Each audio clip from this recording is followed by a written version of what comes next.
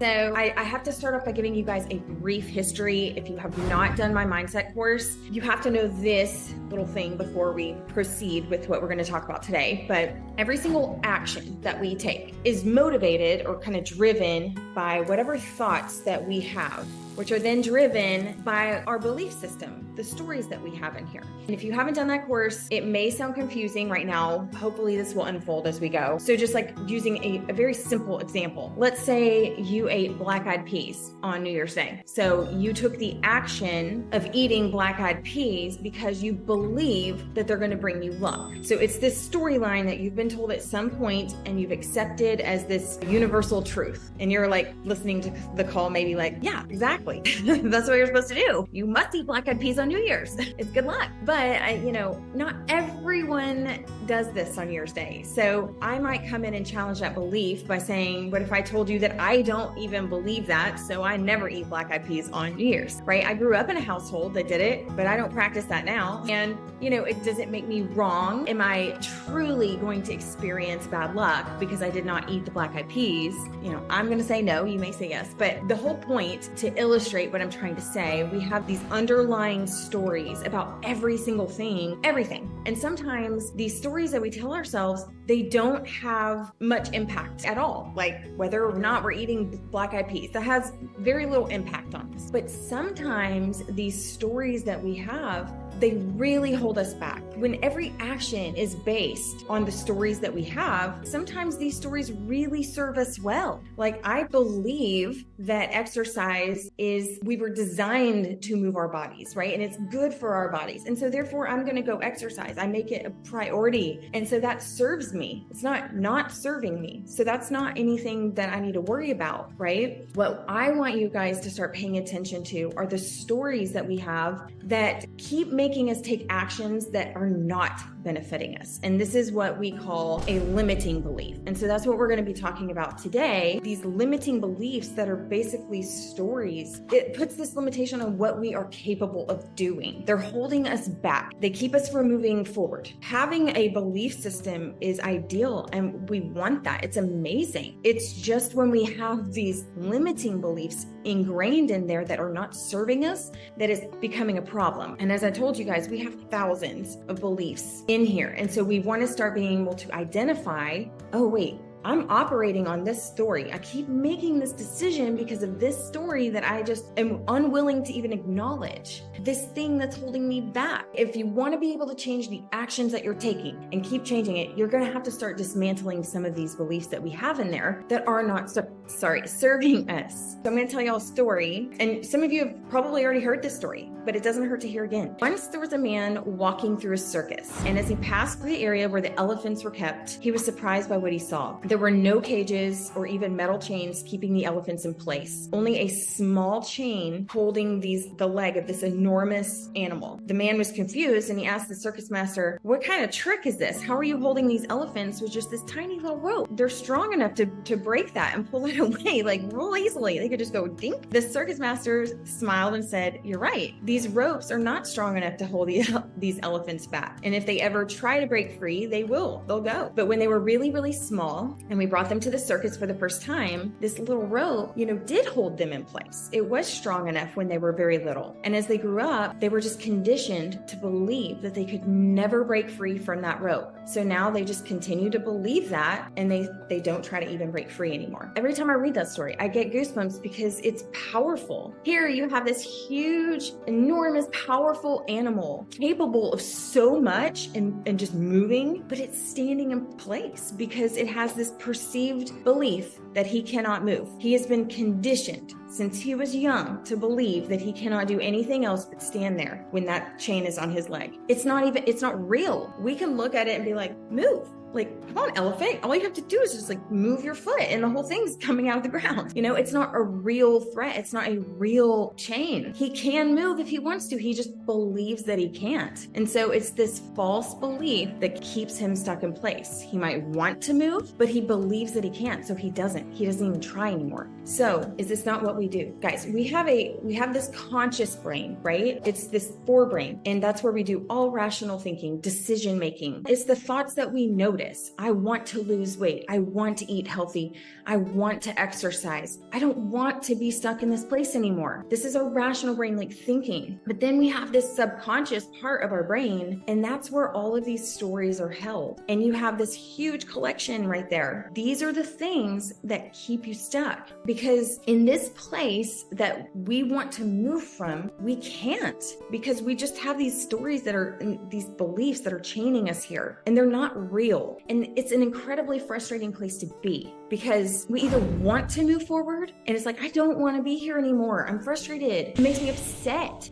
I don't want to be here. I'm mad. We either do that, or sometimes we just accept it like the elephant, and we just accept it and sit down and we just stay stuck. So my question is, how come we don't think to challenge this belief that holds us here and ask us, is that storyline even real? Is it valid? So limiting beliefs are sort of the core, the root of this self-sabotage that we all do when things get hard. And most of the time, we never take the time to explore what they are. We never challenge that underlying narrative that we've accepted. We've accepted it's the one and only truth. I'm not going to challenge that. I'm either going to be frustrated or accept it. I'm not going to challenge anything. Here are some limiting beliefs that I see a lot. And guys, before you think I'm on a high horse, I always have to say this. Believe me, I have tons of limiting beliefs that I still discover. I'm not special. I'm not immune to them. We all have them. We all have human brains, and this is how it works. But we all have these stories that we operate from, and we just want to be able to look at the ones that are keeping us here and keeping us from making positive changes. And we want to start questioning that validity. So here are some of the most common ones. And y'all, this is not an extensive list. I could probably sit in a circle with all of you guys and talk about this subject particularly for a good 4 hours, because there's so many different ways we could take this. But again, I'm bringing it back to just some highlight points. I have a sweet tooth. That's just the statement, right? I have a sweet tooth. That's a limiting belief, because if you that's what you're operating from, it's going to make it incredibly difficult to not choose the sweet things all the time. So you ask yourself, really? What is that?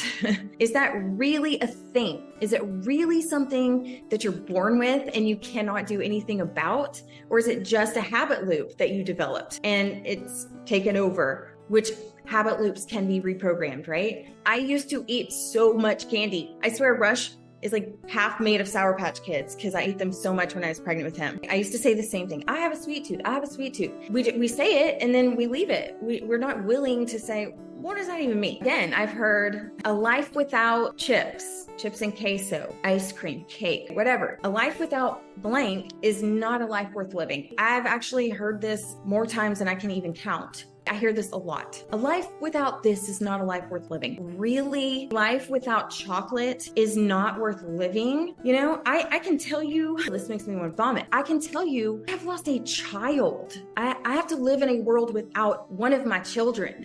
And I can still look at you guys and tell you, my life is worth living. It's a child, and it's still a life worth living. Now, I did not always feel like this. Part of me died with him for a little while. And it may feel like part of you dies when you let go of something that you think your world revolves around. Your life is always worth living, whether chocolate's in it or chocolate's not in it. It's still a life worth living. It's still a valuable life with lots of happiness, lots of joy. I can't cook. Guys, I used to be the queen of this. I can't cook. Really? Well, why not? Well, my mom didn't teach me. You're an adult. You can learn new things. You can learn how to cook. We have Google, we have YouTube videos, you have recipes. You can do it. Quit shutting down the conversation by saying, I can't. I'm too busy. Believe me, we know y'all are busy. We're busy too. We're all busy. Life is busy. We live in America. We just stay this way. You're not too busy. You can do it. Don't shut down the conversation. I'm too busy. I'm not talking about it. I'm too busy. How can I reshuffle my priorities right now? How can I bring in this thing I'm not doing well at and put the things that I'm doing real well at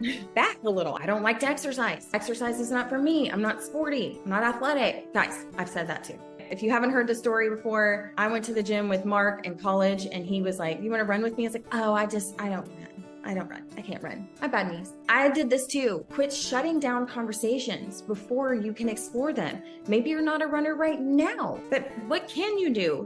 I'm not saying you ever have to even be a runner. I did the same thing and I'm telling you now, I run all the time now. I had bad knees and couldn't do it before too. Why am I not that way? Why am I not this? It's too hard to change. Nothing is too hard. You just are trying to do too much at once. Break it down, take some steps. Like you just haven't learned how to tackle the big things. Bring it back to your feet. It's just don't shut down the conversation. Instead of saying it's too hard, to say this step is too big. What's a smaller step I can take? It's a story we tell ourselves. It's my age. It's my hormones. It is your hormones. It is your gut health. But why? Why is it those things? It's not just that's it. It's that way because of what we're eating. We can change all this, right? Are you getting the point? We say these simple statements, assuming that they are just facts. And they're all, every single one of those things I just said, they're door closers. It's like end of discussion. There is no room to grow from there. It's like a slam door in your face. Conversation closed. We want to be conversation starters. We want to learn to communicate with ourselves and have conversations surrounding things. So my question to you is, what would happen in your life if you started to just question these statements? First, you have to notice them and then just start questioning these automatic statements that you say over and over, just like clockwork. And you don't even think about them. But what if you were to start having some dialogue around them and start digging a little deeper? Well, it gets uncomfortable, but it's where real growth and real change happen. I have seen a lot of people have, they get through that initial, like, oh, it's the habit loop of just doing the snacking. And they've had some major success with weight loss. I mean, it's like months and they've lost a lot of weight. And then when people start noticing that weight loss, like friends and family, they start self-sabotaging. I mean, like I see this a lot. Someone says something that triggers something in them and it can manifest in just different ways. Like women start getting positive attention about their weight loss, and it's this attention feeling like they're standing out now and people are noticing them and they start to panic because there may be this deeper belief or story going on that's ingrained there, that if people are noticing you, that you're someone, you're trying to seek attention and you don't want to stand out. You don't want to be in the limelight. Why? Why are you hiding? That's a story worth exploring. That's a question worth exploring. Maybe you grew up in a house that like only cared about what your body looked like and there was constant talk of dieting, and I can relate. You don't want people to notice your body anymore. You don't want people to comment on it. It's yours and it bothers you. Or maybe you can tell that your weight loss is making someone that you love or that you care about jealous. Maybe they've made some little remarks or, about to you because it makes them feel bad because they're not also doing what you're doing or losing weight. Maybe your story that you're telling yourself is that it's your job to make the people around you happy. Maybe you think you can do that, that you can make them happy, which you can't because happiness is an inside job. But if you really believe that it's your job to make others happy and you notice that people around you are not happy that you're losing weight, maybe you're starting to self-sabotage to please them. And I'm going to say this, and I don't want to like brush by this because it's very, very deep, but I do want to put this here. Maybe something really sinister happened to you when you were little, when someone noticed your body. Maybe something really horrible happened and you don't want anybody to ever notice you in that way again, and if that happened to you, I'm so sorry. It should have never happened. But, it's that feeling of people are noticing my body again. Didn't mean to get emotional, but it makes me emotional. It's very sad. And then maybe I see this quite often, but deep down you're scared of losing weight because you had a mom or dad but it's usually the mom that really wanted to lose weight, but she wasn't able to. So instead, she did what a lot of women do when they experience this sort of dissonance. Like, I want something, but I'm not making the choices to make that happen. They start pointing out the flaws of the people who are doing the thing that they want to do. And they're pointing those out to you as a little girl. And we know this now to be jealousy. But when you're young, and you hear your mom pointing out, like, that woman over there, she shouldn't dress that way.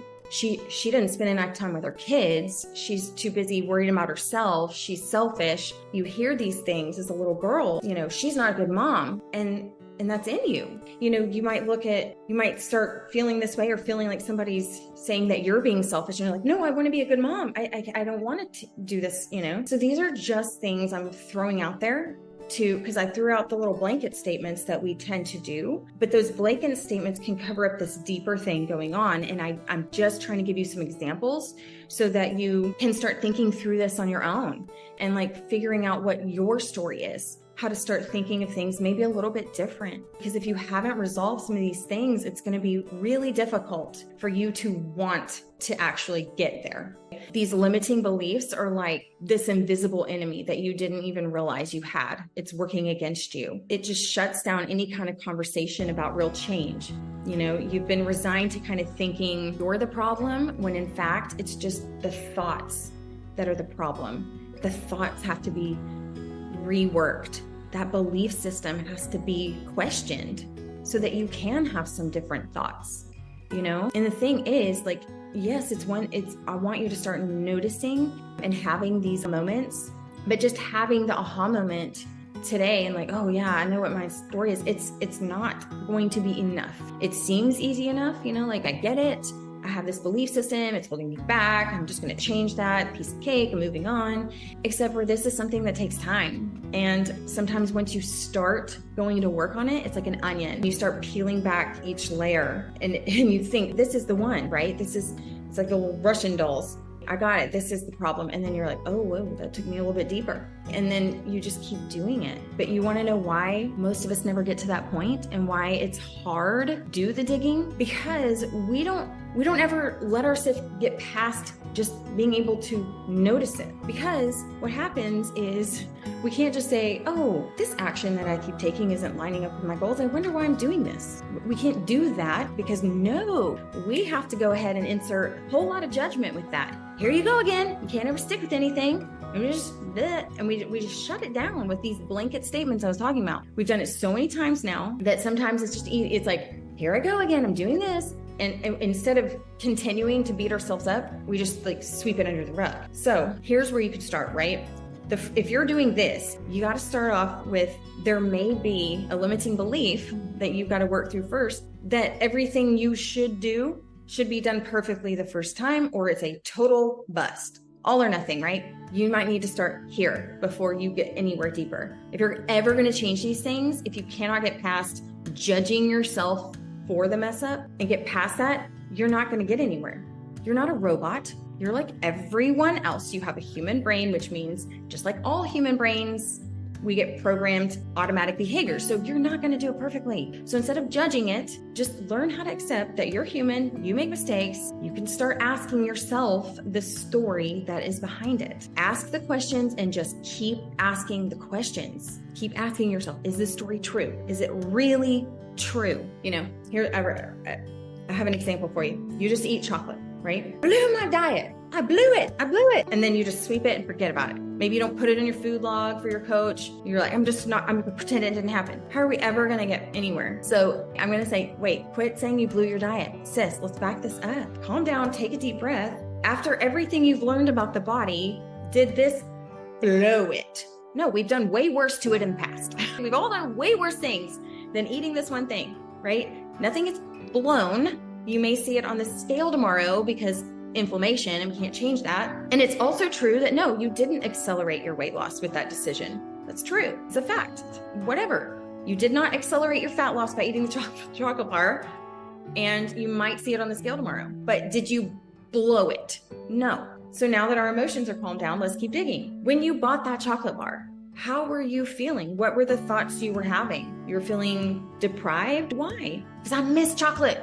A life worth chocolate is not a life worth living. But you can have chocolate. Nobody took it away from you. It's everywhere. So now let's ask ourselves, we had it, we did it, nobody took it away from us. You're not deprived anymore. How is your life better in this moment after you ate the chocolate and then before you ate the chocolate? Is it better now? Is it a universal truth that in order to live a happy life, you have to eat chocolate? And was this the case here? Are you happier now? Or do you want more of it? Or now are you going to start skipping meals? You know, ask yourself these things. Do you also know people that don't eat chocolate and are still happy? So ask yourself, where is this storyline coming from? Why do I believe chocolate is, you know, what I'm trying to say is this week, I really want you to start investigating what your limiting beliefs are. What are these things that just keep you locked here? You know, I cannot answer that for you.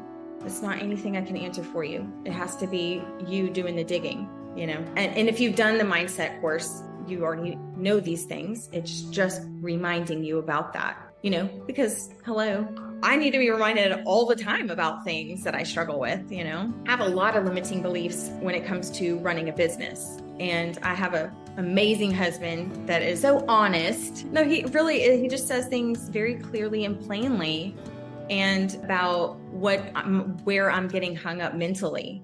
And I'm like, you're right. For a long time, when I was a working mom in the beginning, when I first had Rush, I resented work. I didn't want to be there. I didn't like being there. But I did at the same, because I loved helping women. I loved my job, but I was also unhappy there, and I had to peel the layers back. And at the heart of it, my mom was a stay-at-home mom. And so my childhood was very different than my children's childhood. And I really wrestled with that, thinking, well, that was the only way to do things, because I had such a wonderful childhood. And so I was thinking my kids weren't having an amazing childhood because I wasn't at home with them. But then I'm like, but if I'm home, I have this passion to help women, and I can't do that. So this is why I ended up leaving the gym completely. So I have kind of the best of both worlds. And I also had to restructure in my brain what a good mom was and what it meant to be a good parent, and that lots of different, childhoods can look lots of different ways. I didn't have to be at home baking my kids cookies and, doing all the things. That's wonderful too. But it doesn't mean that my kids are having a bad childhood. I had to work through that myself. So, okay, anyways, guys, you guys go have a great day this week. Just start peeling back the layers and asking yourself, is this story true? And quit judging yourself for having the story. Don't judge your parents for giving you the storyline. Don't judge anybody. Just be like, oh, this is what I'm operating from, and here's why. How can I restructure this story in my head so that I can bring out some change in myself, Okay, y'all have a great week. See y'all later.